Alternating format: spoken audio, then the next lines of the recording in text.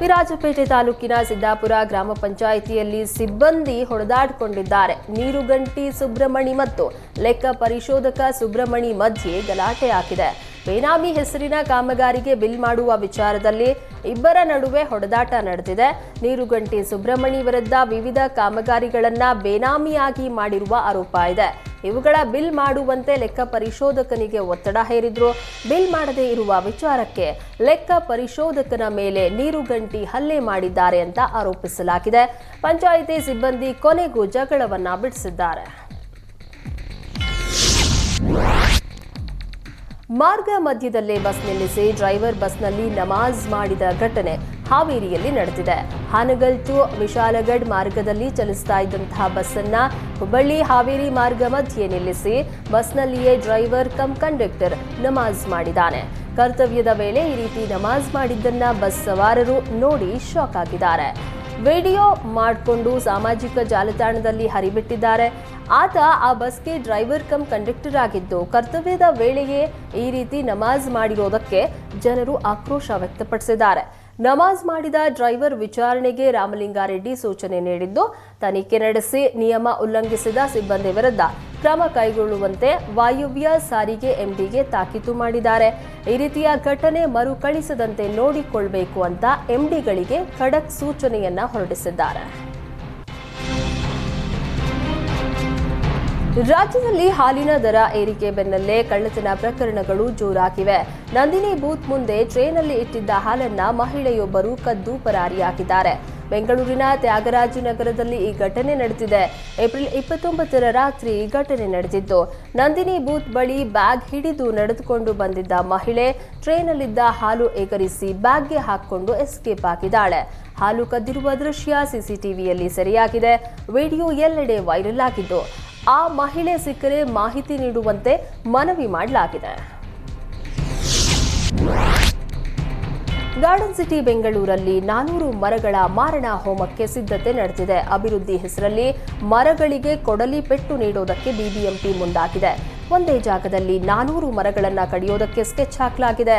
Railway commercial ಪ್ರಾಜೆಕ್ಟ್ಗಾಗಿ Bengaluru cantonment railway ಕಾಲೋನಿಯಲ್ಲಿ ಮರಗಳನ್ನು ಕಡಿಯೋದಕ್ಕೆ ಗ್ರೀನ್ ಸಿಗ್ನಲ್ ನೀಡಲಾಗಿದೆಯಂತೆ. ಈ ಬಗ್ಗೆ ಬಿಬಿಎಂಪಿ ಪತ್ರಿಕಾ ಪ್ರಕಟಣೆಯನ್ನ ಹೊರಡಿಸಿದ್ದು, ಸಾರ್ವಜನಿಕ ನೋಟಿಫಿಕೇಶನ್ ನೀಡಿದೆ.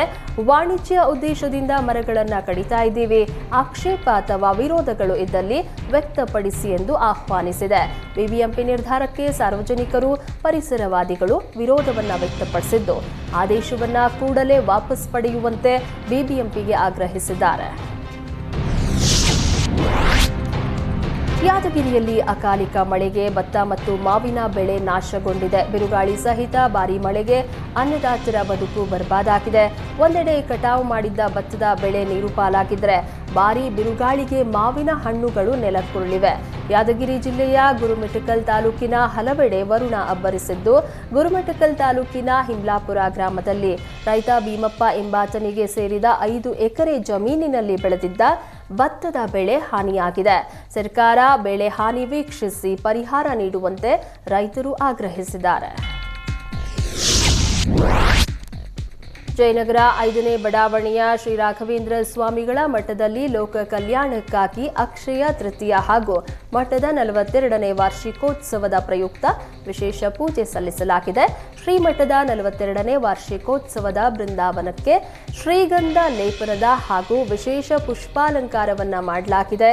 ಧರ್ಮಾಧಿಕಾರಿ ಕೃಷ್ಣಗುಂಡಾಚಾರ್ಯರ ನೇತೃತ್ವದಲ್ಲಿ ಶ್ರೀ ರಾಘವೇಂದ್ರ ಅಷ್ಟಾಕ್ಷರ ಹೋಮ, ಪಲ್ಲಕ್ಕಿ ಉತ್ಸವ, ಗಜವಾಹನ ಉತ್ಸವ, ರಥೋತ್ಸವ, ಕನಕಾಭಿಷೇಕ, ಮಹಾಮಂಗಳಾರತಿ ಮತ್ತು ಅನ್ನ ಸಂತರ್ಪಣೆಯೊಂದಿಗೆ ಕಾರ್ಯಕ್ರಮ ಅಚ್ಚುಕಟ್ಟಾಗಿ ನೆರವೇರಿತು.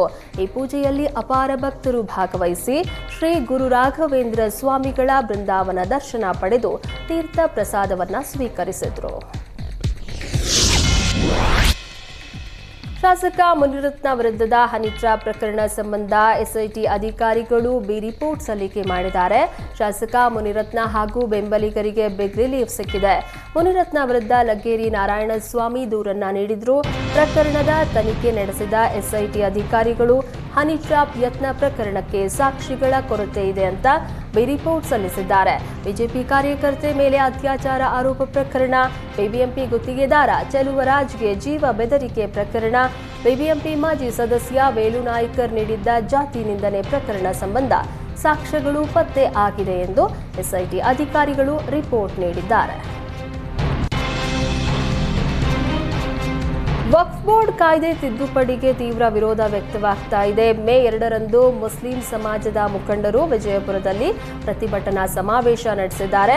ವಕ್ಫ್ ಬೋರ್ಡ್ನಲ್ಲಿ ಮುಸ್ಲಿಮೇತರರು ಇರಬೇಕು ಅಂತ ತಿದ್ದುಪಡಿ ಮಾಡಿದ್ದು ಸರಿಯಲ್ಲ.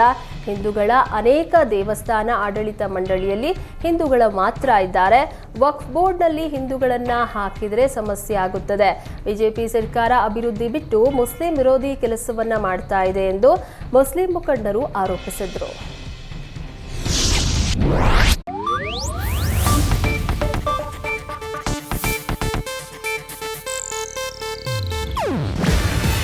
ಇದು ಏಷ್ಯಾನೆಟ್ ನ್ಯೂಸ್ ನೆಟ್ವರ್ಕ್ ಪ್ರಸ್ತುತಿ. ನೀವು ನೋಡ್ತಿದ್ದೀರಾ ಏಷ್ಯಾನೆಟ್ ಸುವರ್ಣ ನ್ಯೂಸ್.